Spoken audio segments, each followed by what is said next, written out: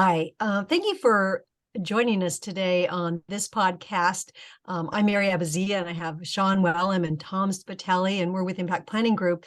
And we've been wrestling the idea of risk, especially because it is what is affecting everyone's business, of course, more than usual. And we've talked about some of the factors, but we're going to get into strategies today. What is it that a company can do actively to address risk with their business? So, Sean, do you want to give us a quick recap and start to introduce these strategies to us? Sure. Risk is it's always present, ever present to some degree. There's everything we do every day involves risk, but risk tends to come to the top of the pile of awareness following a major event, the financial crisis of 2007, 2008, the pandemic. It brings it into sharp focus, and everybody starts worrying about how they're going to manage risk. And what we talked about in the past couple of podcasts was a two-pronged approach. First one is how you prioritize risk, and we did this through assessing its likeliness to likelihood to happen, or its probability, and also its impact. And on those two factors, we could prioritize the risks we should be watching or thinking about. Then we briefly talked about how do you manage risk, and there's four broad areas of managing risk. Some of them are pretty obvious. The first one is to avoid the risk, right? If you don't fancy the downside risk, then don't do it. If you don't want to take your car out on a foggy, icy, stormy night, don't do it. Avoid the risk. Stay home. It's probably sensible. If you don't avoid the risk, you sometimes accept the risk. That's something that we all do every day when we jump on an airplane or we get into our cars. We just know there's an inherent risk, but it's low. And we've done the math and it works. It's a risk reward, and we accept that the risk is sufficiently small that we will continue with our day. Alternatively, you might want to share the risk. That's where we get into insurance. Again, pretty self-explanatory. You can insure almost anything against it happening. You can agree to pay a percentage of a deductible or the initial amount, and all these things can create a market for offloading risk to an insurance company or to a syndicate. Then the most interesting one for a business, I think, is mitigating the risk. You can't make it go away. You can't avoid it. It's not really insurable, but it's affecting your day-to-day business. How do you mitigate that risk? How do you build it into your plans, which is what we want to talk about today? Example would be Netflix. Netflix has had 75% of the streaming market not so many years ago.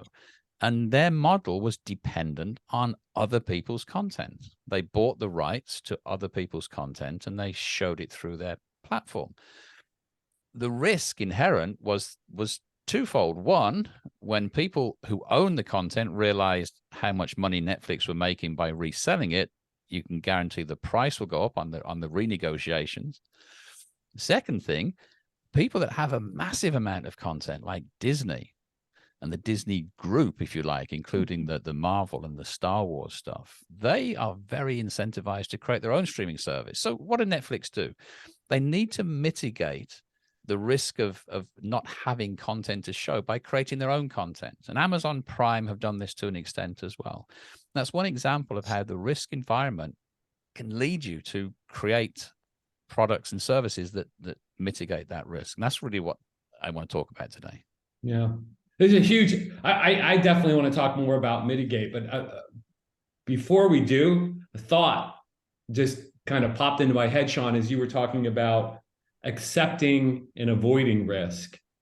On our last podcast, we really talked about some tools for understanding the risks in your businesses and rating those risks for the impact and probability of them happening.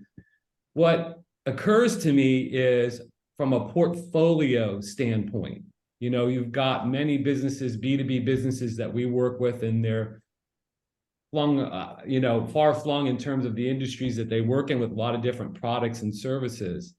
Some of the same tools that we talked about last week can be used to kind of look at the impacts to each of the different industries, portfolios, products that you have, and determine kind of where you have the most and least risk. and it can be used, could it not, to make some decisions about, at the extreme level, which areas and products you might even exit, because the risk has just become just too much, it's too dangerous, and versus where you might funnel your investment into certain parts of your portfolio where there's maybe less risk, you have more advantages. What do you guys think about that? Nestle did that with water. When Nestle's this pure company, they got baby formula, they got all this.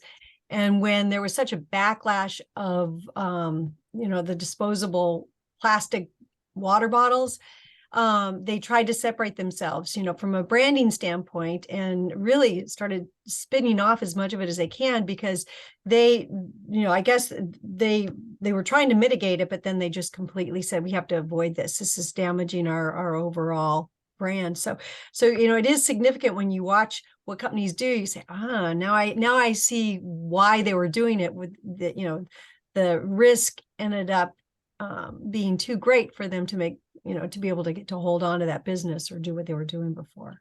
Another interesting part of that is to your point, Tom, is how you blend those, because sometimes you have a mixture of avoid and accept the risk.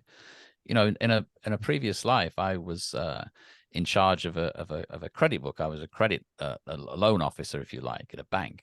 And when you put together a portfolio, because as the loan officer, you're putting together a huge portfolio made up of thousands of loans. You're not just looking at individual cases, and you have to have a blend. We rated these not very imaginatively as A, B, and C credits, and D was what we called an override. Too much detail. The fact is, you had to have a book that was about 60% A, good quality risk.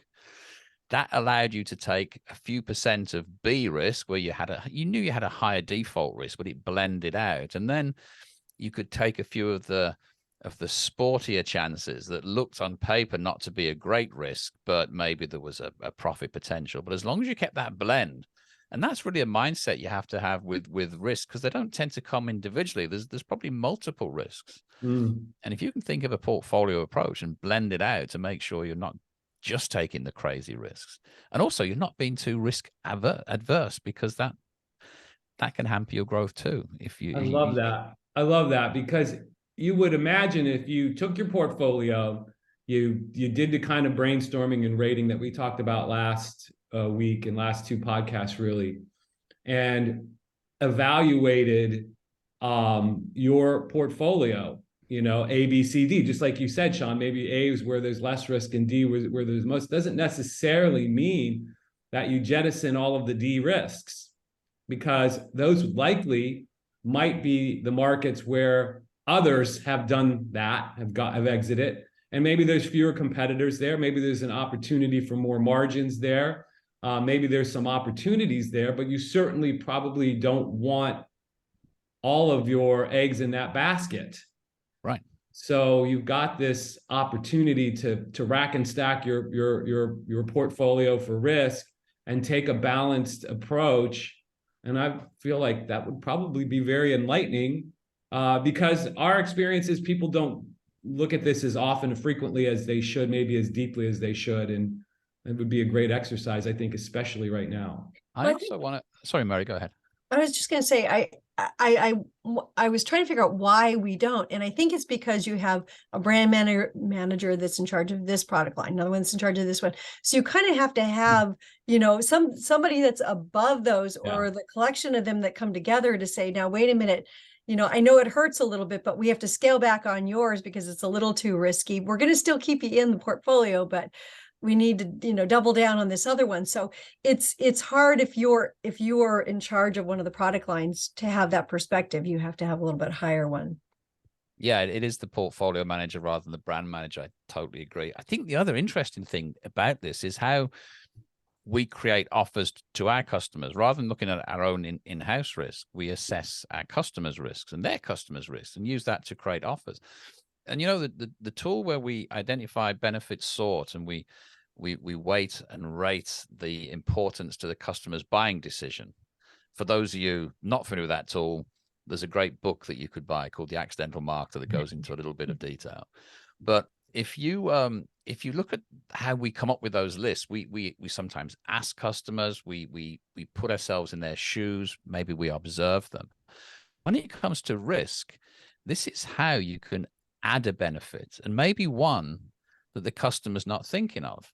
A great way to differentiate is to include in your offer, in your positioning, an element that the customer values, wasn't necessarily expecting, and is different from what other people. So if you can understand the risk a customer might be facing, and you can both educate them to that risk and provide a mitigant to that risk, you create added value. And it's, at least in the short term, it's free because you're differentiating yourself. So when you look at that, I think risk should be one of the lenses you look through to look at those needs, benefits. And I like that when we were just talking about this episode prior to jumping on here, and yes, we do that.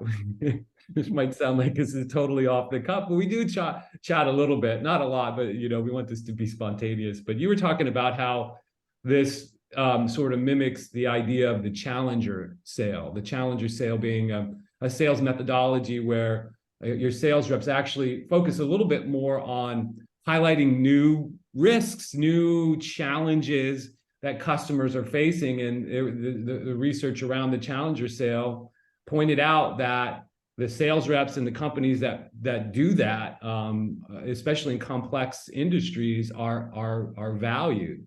And so this idea of doing this from the mindset of your customers, and bringing to your customers certain risks that they may have not considered, obviously opens the door as well to, okay, what do I do about this? Now that, thank you, the customer says, for showing me this risk that I didn't know that I have. Now that I'm adequately frightened by it, what do I do to lessen that risk? And if don't highlight the risk until you've got a solution for right. that they go hand in hand, right? Exactly.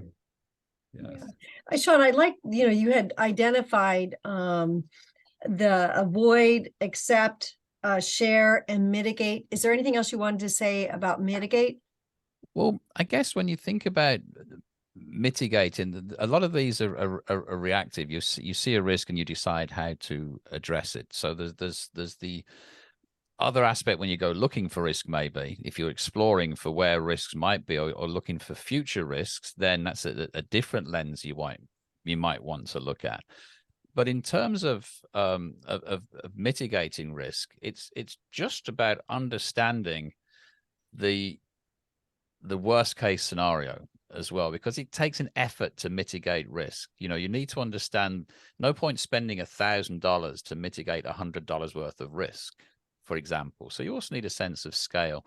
But no, other than that, Mary, is there anything particularly on your mind that I've said before? I actually just, if I can jump in here, I know you asked Mary that question, but I'm thinking about one of our clients, Mary, I think I can mention by name, in the oil and gas industry, that has done an outstanding example of mitigating risk, and it's the Halliburton organization. They are engaged in the oil drilling and gas business, pulling fossil fuels out of the ground, and certainly the risk that faces that particular industry is the risk of new entrants with cleaner energy sources in different ways that are friendlier to the environment than pulling fossil fuels out of the ground and burning them up, and those pollutants go into the air. So what is the mitigation strategy that Halliburton has undertaken? Well, they formed an organization called Halliburton Labs, where they take the very competitors, indirect competitors, new technologies in cleaner energy, and actually incubate them within the Halliburton organization. Give them some of the resources of the Halliburton organization to see, if they can help these new forms of energy take off and succeed, and at the same time have the opportunity to see what is really working, what has potential in terms of disrupting their traditional industry, with the option of getting on board, in some way, whether that be buying these organizations, partnering with these organizations, or simply learning how their industry is going to be changed very specifically by watching these very high potential competitors, progress through the life cycle of their solutions. So I think that's a fantastic and very unusually brave mitigation strategy right there. Yeah, I love that example. I think it is really good. And as you're describing it, I'm thinking about mitigation, but then how do you leverage? Because we have some companies that are they're actually really out there trying to leverage risk. But it's a gray line between mitigating, as you've described with, how Lab's doing, and just really leveraging. There's some that just really are out there looking for the risk. They're hunting it down, and they're gonna do whatever they can to make hay, if you will. But in this case, it's a little bit more reserved, but probably especially for conservative companies, it's a brilliant move.